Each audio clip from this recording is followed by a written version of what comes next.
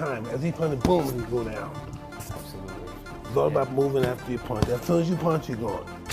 I think Gervonta Davis is probably the greatest fighter around now, but he's got a tough fight coming up. You know, he's the top dog. There's no doubt about it. He showed that. Hey, now, if you know what you're looking at, the guy must be around 150 right now, 153, something like that, and you can.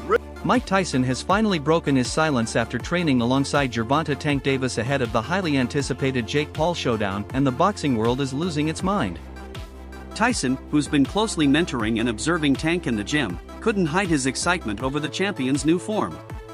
Davis has returned looking more dangerous than ever, showing off a bulked-up physique that stunned fans and analysts alike. With thicker arms, a carved upper body, and his trademark speed still intact, Tank's transformation proves he's not taking this fight lightly. Out there, and I think that is the idea for him to bulk up and be a little powerhouse out there, and I'm all for it. I'm gonna tell you in this video why I think that's the best thing for Tank and why I think he will be knocking on 160 pounds. Now at the end of this video, I'm going to be showing you guys another workout of mine. Let me be absolutely clear with this, all right? I'm not trying to say that I'm a great fighter. I'm not trying to say that I'm better than you. We all know, Lord knows, that all you guys in the comments are Olympic gold medalists. You guys are fantastic fighters, and I can't come close to the level of great technique and great fighting that you are. I'm just working out, all right? And I was definitely trying to hit the bag as hard as I can. I was really working on my hooks more than anything.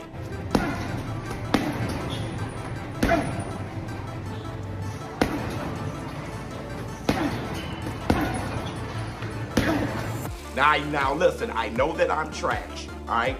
So, just look at it and be like, okay, Showbiz trash or whatever. Or if you want to be inspired and you're on a journey like I am, I'm trying to get back. I'm trying to not look like I'm 45 out here, all right? Other than the gray and the beard, all right? If you get inspired, please let me know in the comments. Other than that, all you Olympic gold medalists out there, I'm nowhere on your level, all right? But if you want to see it, it's going to be at the end of this video. Now, Gervonta Tank Davis. Listen, the reason why I think he will be knocking on 160 pounds is because I think that's his walking around weight. And I have receipts for all this shit. You guys remember what, 4 or 5 years ago where he missed weight against Gamboa? Tyson recently admitted he's leaning toward Davis in the upcoming fight, and for one simple reason, punching skill. After working with him, Tyson said Tank's power and timing remind him of the old-school knockout energy he once had himself. Those punches snap different, Tyson reportedly said. Though he acknowledged Jake Paul's progress, Tyson believes Tank's instincts and ring IQ set him apart. If Davis stays locked in and channels his aggression properly, Tyson thinks he could end it decisively. During their talk, Stephen A. Smith chimed in, saying Tank must win by knockout. Judges won't give him an easy night with Paul's fame and promotion. Tyson agreed, adding that Davis reminds him of a modern-day Iron Mike, a destructive force built for dominance. Tyson recently admitted he's leaning toward Davis in the upcoming fight, and for one simple reason, punching skill. After working with him, Tyson said Tank's power and timing remind him of the old-school knockout energy he once had himself. Those punches snap different, Tyson reportedly said. Though he acknowledged Jake Paul's progress, Tyson believes Tank's instincts and ring IQ set him apart. If Davis stays locked in and channels his aggression properly, Tyson thinks he could end it decisively. During their talk, Stephen A. Smith chimed in, saying Tank must win by knockout. Judges won't give him an easy night with Paul's fame and promotion. Tyson agreed, adding that Davis reminds him of a modern-day Iron Mike, a destructive force built for dominance. Towards Davis a little, because of the style of fighting, and what makes him different than most fighters that I once did, is when he punches, he catapults himself in the air. And normally in the air, you're out of position, you have no leverage. But for some reason, myself and Mr. Davis, our best point is when we're leaping in the air, like being catapulted to punch up, because he's not much of a guy that punches down, as we saw with Pitbull Cruz. So what's his name? Pitbull Cruz gave him his hardest fight, but he was a very aggressive guy, not like Ryan. Yeah, you talk about Isaac Cruz. Definitely gave it an aggressive fight. Yes. But I thought that particular fight, Gervonta showed me boxing skills that I didn't even realize he had because, Pitbull comes at you and he's very good defensively, so he covers himself well. But I thought Gervonta did a great job boxing in that particular fight. Here's what I think. I think this is the kind of fight Gervonta Davis is going to have to get the knockout because Ryan Garcia is taller.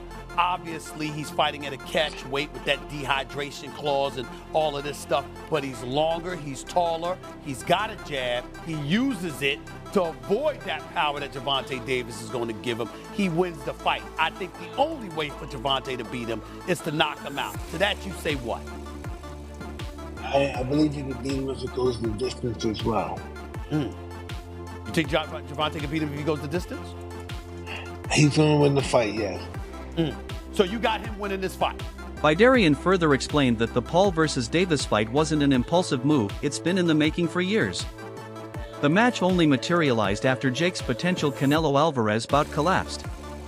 Tank's been asking for this fight, Vidarian revealed, adding that Paul's heavier catchweight isn't an advantage, it's compensation for his inexperience.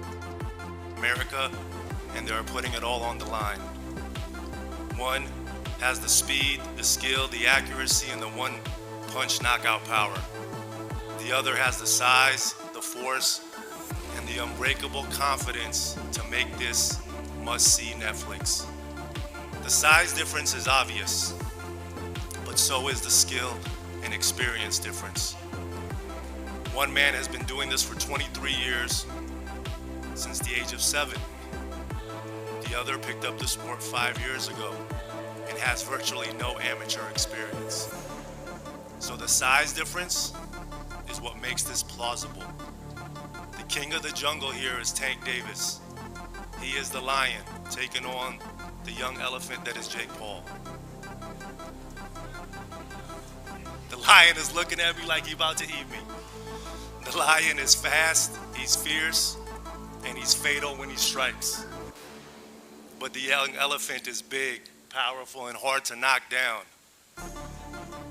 And come Friday, November 14th, the jungle will be set in tropical Miami, Florida, and the world will be watching live on Netflix globally to see who the victor will be.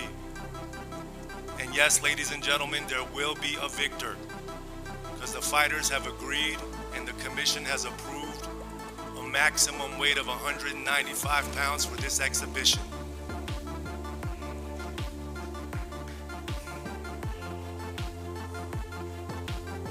The fight will be contested over 10 3-minute rounds. The fight is 195 pounds, Tank, as you know. The fight will be contested over 10 3-minute rounds, and when Tank and Jake enter the squared circle to go to battle, they will be wearing 12. Carl Fruck issued a serious warning, saying while Davis has elite skill, Jake's raw size and unorthodox power could shock him. Fruck called the bout risky and even dangerous, noting that many in the boxing community see it as a spectacle rather than a fair fight, with fighter safety on the line. It is, it's going to be a definitive outcome. People can talk about pro exhibition. We're going to make sure this is as real as it's real. Why was it, just out of curiosity, why is it not a professional bout and why is it an exhibition? Because I'm sure Jake would have taken the professional bout. Nothing's been communicated as yet in terms of what it is, right? Similar to, if you remember with Paul Tyson, when we announced it, we didn't have the weight, we didn't have the rules, particularly in terms of the number of rounds, the minutes, the gloves. It's going to be the same thing here. Gotcha. Can you just offer us any insight as to how these negotiations went? The reason I ask is because I remember back in March, I was at Tank's fight, and after his fight in his press conference, he was asked, next opponent. He said, well, my next opponent might have been in my locker room tonight, and people asked him, was it Jake? He made reference, he made allusion to. Has this been an ongoing thing, and has it ever, been at a point where it wasn't gonna happen and came back, or was this always the plan? Always been the plan for Jake to fight Tank once Canelo didn't happen. And to Tank's credit, he's a real bad dude, and he's been calling out Jake for 3 years. And people, it's funny how now they're saying size matters, Jake is big, and for so long it's been Tank would kill Jake Paul. Now you get Ryan Garcia blasted the fight altogether, calling it completely insane. He argued that boxing is losing its credibility, saying, "It's starting to look like WWE."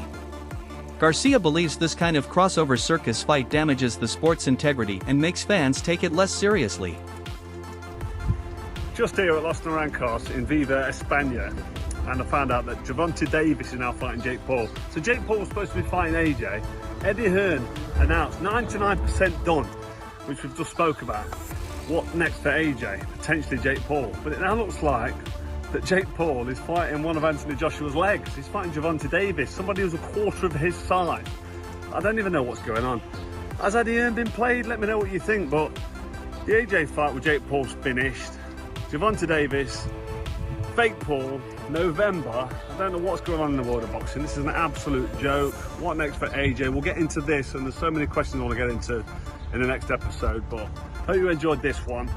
And yeah, I just thought I'd give you a quick update because the news has just come in and I'm just trying to relax and play a bit of golf, and I can't. I've got to get it off my chest. I'm going to add it to this video.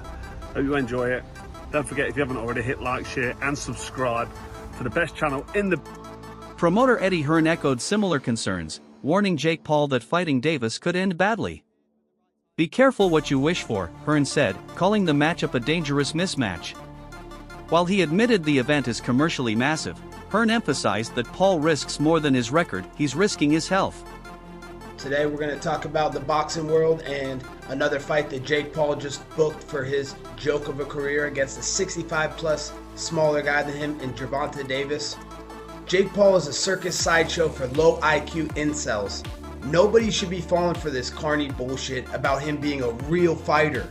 Gervonta is a million times better than him, so he has to handicap Gervonta's skill by being a giant lab rat with a 65-plus weight advantage over him. This is a joke. This is a mockery to the sport of fighting. You know, the best are supposed to fight the best. Why is he fighting a guy that's, you know, in his last fight, Mike Tyson, who, you know, he's got a 40-year age gap between them? You know, why are you fighting a guy that should be in line for, you know, the early bird special, not fighting in a boxing ring? And Mike Tyson, now you're fighting a guy who is, you know, tiny. He's a 130-pound fighter. You fight in the 210, 220 weight range. So, you know, this is another joke in Jake Paul's career.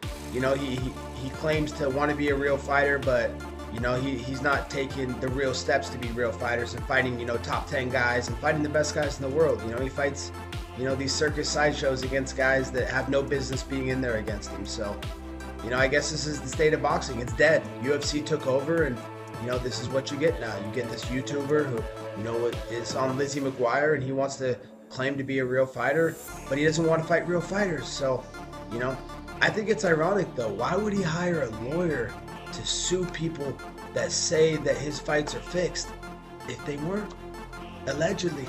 So, I don't know. It's kind of weird. Meanwhile, Jake Paul isn't backing down. He's vowed to deliver the knockout of the year against Davis, saying he wants a moment that will shock the world. To him, this isn't just another fight, it's a statement, a shot at validation, and a chance to carve his name in boxing history through pure showmanship. We'll see what happens if there's an AJ fight. Be interested to go from Gervonta Davis to Anthony Joshua, but I don't think the Chavez fight... Online critics accuse Davis of ducking top-tier opponents like Shakur Stevenson and Teofimo Lopez just to chase a bigger payday with Paul. But others argue that's unfair. Tank's undefeated record, multiple world titles, and highlight reel knockouts speak for themselves. Money or not, his dominance in boxing can't be denied. Hundreds of millions globally. Jake, give the people one thing that you can guarantee that they're going to get on November 14th when they tune in to Netflix. Yeah, you're going to see the two biggest fighters in America go head-to-head with an amazing card. World championship fights back to back, and that's just how the MVP way we do it. And I'm gonna come for a knockout of the year again. I've seen it in my visions, I've seen it in my manifestation. I'm sleeping this guy and gonna... Jake Paul's business partner, Nakisa Bidarian, also weighed in, admitting Jake's physical size gives him an edge, but Davis's lifelong experience in the ring is something you can't replicate. Jake's bigger and stronger, sure, Bidarian said, but Tank's been doing this since childhood. His instincts and IQ are on another level. He praised Jake's discipline and improvement, but noted experience like Tank's can't be taught overnight. No Keyshawn Davis, no Teofimo Lopez, none of them dudes. You know what I'm talking about?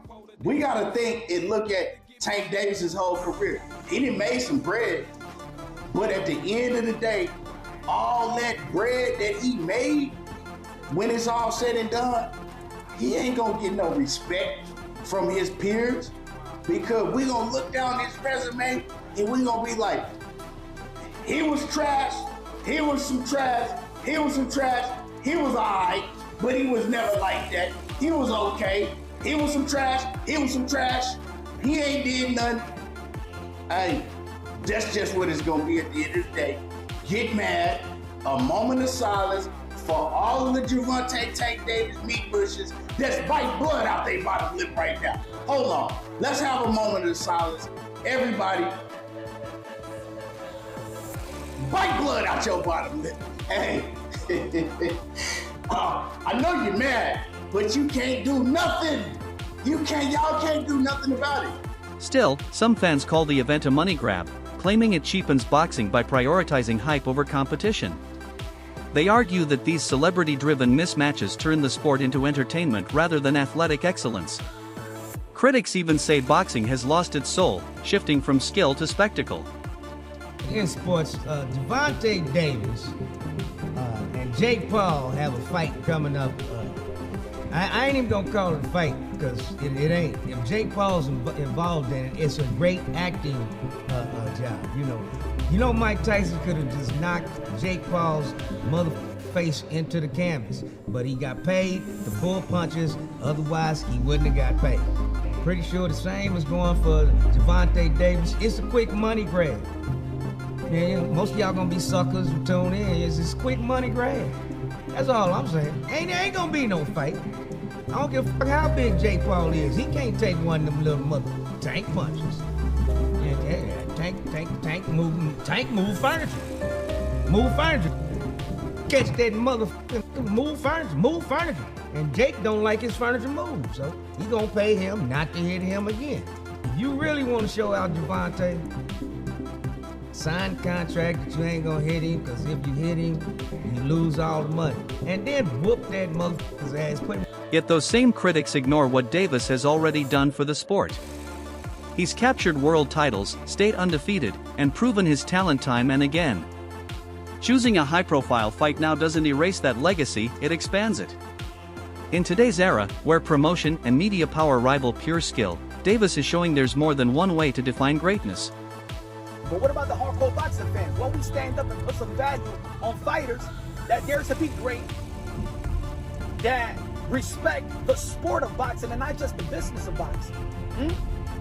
Ryan Garcia never been a champion. Shout out to Ryan Garcia, but Ryan Garcia never been a champion. Make more money than these guys, Devin Haney and Teofimo Lopez, right? Ryan Garcia, the less accomplished fighter, was just main eventing in their last fight. Devin Haney was the co-main event, and Teofimo Lopez was playing third fiddle. Where were the hardcore boxing fans' dollars? Where were the hardcore boxing fans appreciate? So what do you think? Has Gervonta Davis taken this fight for the money, or is he proving he can dominate anyone, anywhere? Drop your thoughts in the comments below.